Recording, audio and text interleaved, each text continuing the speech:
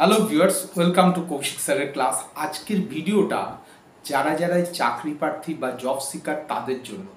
অনেকেই মনে করেন যে naukri.com, linkit.com, indeed.com, timesjob.com থেকে জব কি আদৌ পাওয়া যায়? যদি জব না পাওয়া যায় তো এগুলোর কি দরকার? তো তাদের জন্য আজকের ভিডিও। যারা এই সমস্ত জব পোর্টালে অ্যাপ্লাই করছেন কিন্তু জব পাচ্ছেন না, কিভাবে অ্যাপ্লাই করবেন এবং কিভাবে এই পোর্টালগুলো কাজ করে এবং আপনারা সবচেয়ে বেস্ট সার্ভিস অন্য কোনো কনসালটেন্সিতে যেতেই হবে না, এখান থেকে সম্পূর্ণ পেয়ে যাবেন, তাদের জন্য আজকের ভিডিও। প্রথম থেকে ভিডিওটাকে স্কিপ না করে পুরোটা দেখুন। ভিডিও শুরু করার আগে দু একটা কথা, আমি ডক্টর কৌশিক কুণ্ডু, আপনাদের চ্যানেল কৌশিক স্যারের ক্লাসে আজকে একবার। যারা যারা এই প্রথমবার ইউটিউবে আমাকে দেখছেন তারা চ্যানেলকে অবশ্যই সাবস্ক্রাইব করবেন।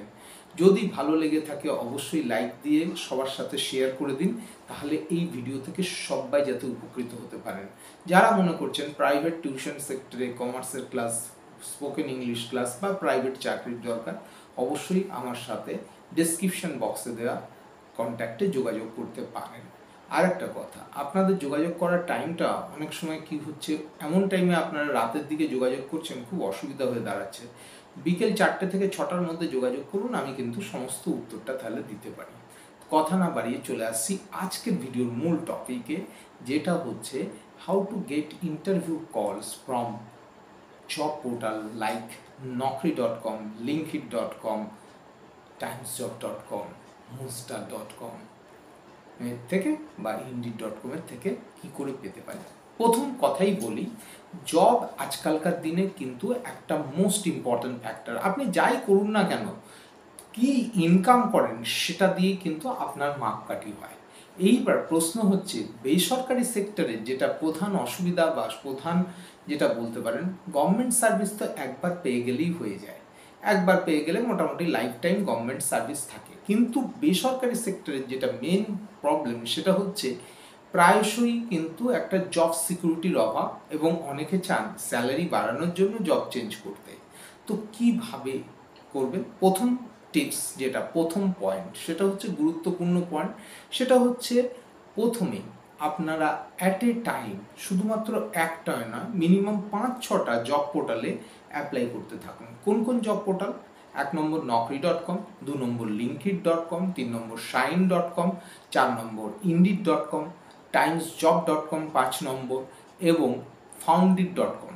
এইগুলোতে কিন্তু অ্যাপ্লাই করুন অ্যাট এ টাইমে। কেননা কি, শুধুমাত্র একটাই অ্যাপ্লাই করে কিন্তু অনেক সময় কি হয়, কাজ হয় না। সেকেন্ড পয়েন্ট খুব গুরুত্বপূর্ণ, সেটা হচ্ছে কি, সিভি একটা সঠিকভাবে বানিয়ে ফেলুন। 1 নম্বর কথাই যেটা বলি, সিভি অনেকেই দেখেছি গল্পের মতো লেখেন। গল্পের মতো সিভি লিখে কিন্তু লাভ নেই। আপনার যা যা স্কিল আছে, আপনার যা যা এডুকেশনস আছে, আপনার যা যা সেক্টরে আপনি জব করেছেন, যা যা স্কিল আছে, পুরো ঘটনাটাকে 1 পেজের মধ্যে গুছিয়ে সুন্দরভাবে সিভি তৈরি করুন। 2-3 পেজের সিভি তৈরি করলে কি হয়, রিক্রুটাররা কিন্তু 2-3 পেজের ওই বর্ণনামূলক সিভি পড়েন না। তারা একটা জিনিসই সার্চ করেন যে আপনার মধ্যে সেই স্কিল আছে কিনা, যে স্কিলটা তারা খোঁজ করছেন, যেটার থেকে তাদের কোম্পানি লাভবান হতে পারে।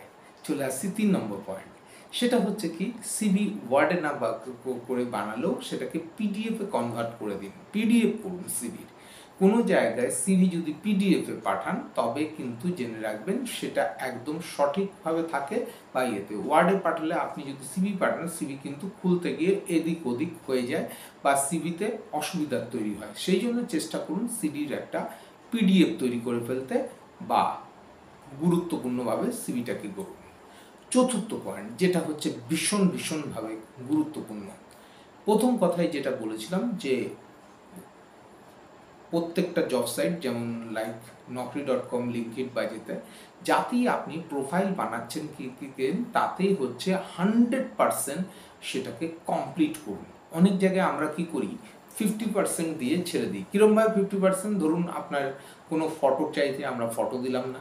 আমার কোনো ইমেল আইডি চাইছে, ইমেল আইডিটা সঠিক দিতে পারলাম না। ফোন নাম্বার সঠিক দিতে পারলাম না। এর জন্য কিন্তু খুব গন্ডগোল হয়ে যায়। সেই জন্য যেখানেই প্রোফাইল বানাবেন, কেননা রিক্রুটাররা আপনাকে সার্চ করবে, আপনার প্রোফাইল 100% কমপ্লিট আছে, তারপরেই কিন্তু আপনাকে সার্চ করবে, সেই দেখে কিন্তু আপনি ঠিকঠাক করবেন।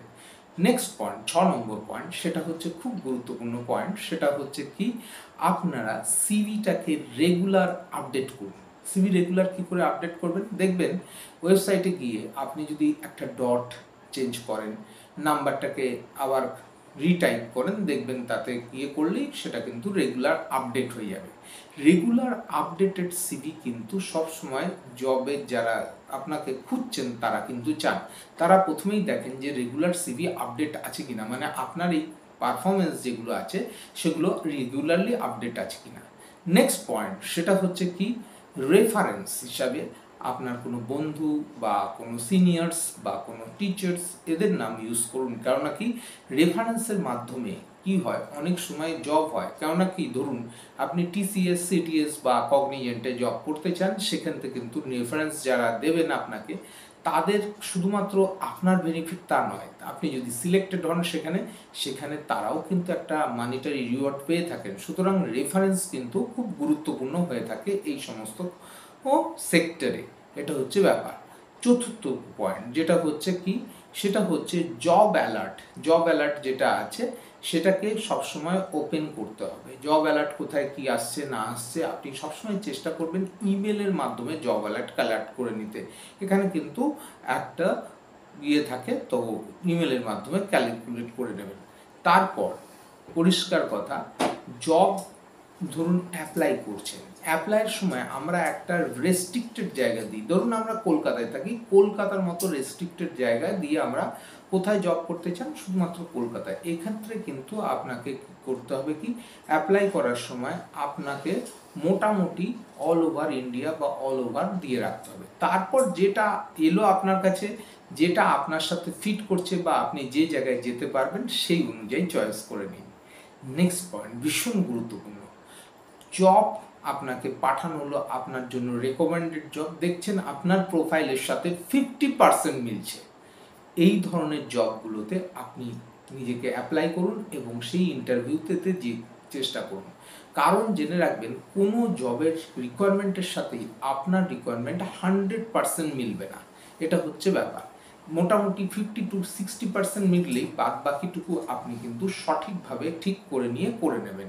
এটা হচ্ছে গুরুত্বপূর্ণ কথা। তাহলে বোঝা গেল এলিং লোকেশনস। এবং তারপরটা হচ্ছে কি, কেরিয়ার অপশনসে গিয়ে বিভিন্ন কোম্পানি, বড় বড় কোম্পানি যেগুলো রয়েছে তাদের কেরিয়ার অপশনে চলে যান বা জব রিলেটেড অপশনে যান, সেখান থেকে গিয়ে কিন্তু অ্যাপ্লাই করতে পারেন। এটা হচ্ছে ব্যাপার। চলে আসছি আজকে লাস্ট টিপসের কথায়, ভীষণভাবে গুরুত্বপূর্ণ। প্রথম কথাই বলে দিই, যে কোম্পানিরা আপনার কাছ থেকে ধরুন নকরি বলুন, টাইমস জব বলুন, লিঙ্কডিন বলুন, সাইন বলুন, ইনডিড বলুন, ফাউন্ডিটে বলুন, যেখান থেকে আপনি ধরুন আপনাকে জবকে অ্যাপ্লাই করতে বললো এবং কন্ট্যাক্ট করার পর দেখা যাচ্ছে আপনাকে নাম রেজিস্টারের জন্য টাকা চাইলো বা ইত্যাদি চাইলো, সেক্ষেত্রে কিন্তু এই ধরনের টাকা দেওয়া থেকে বিরত থাকুন। তার কারণ হচ্ছে কি, এই ধরনের টাকা অনেক সময় অনেক কোম্পানি চেয়ে থাকে, কিন্তু পরবর্তীতে দেখা যায় তারা কোনোই জব প্রোভাইড করে না। তো সেই কারণে টাকা দেওয়ার আগে 10 বার কিন্তু ভাববেন যে টাকা একবার অন্য কারোর হাতে চলে গেলে টাকায় কারোর নাম লেখা থাকে না, সেই জন্য টাকা কিন্তু আপনার কাছে আর ফেরত নাও আসতে পারে। সুতরাং এভাবে বললাম, যারাই মনে করছেন জব পেতে চান এই সমস্ত জব পোর্টালের মাধ্যমে, আমি একদম যেভাবে বললাম সেইভাবে যদি অ্যাপ্লাই করতে পারেন, তাহলে আপনাকে আর কোথাও যেতে হবে না। এখান থেকেই আপনি প্রচুর জব পাবেন এবং এইখান থেকেই জব করে হয়তো আপনার পুরো লাইফটাই চলে যাবে। অসংখ্য ধন্যবাদ আমার সাথে এতক্ষণ থাকার জন্য। দেখা হচ্ছে পরবর্তী আর একটা ইন্টারেস্টিং ভিডিওতে। খুব ভালো থাকবেন। নমস্কার।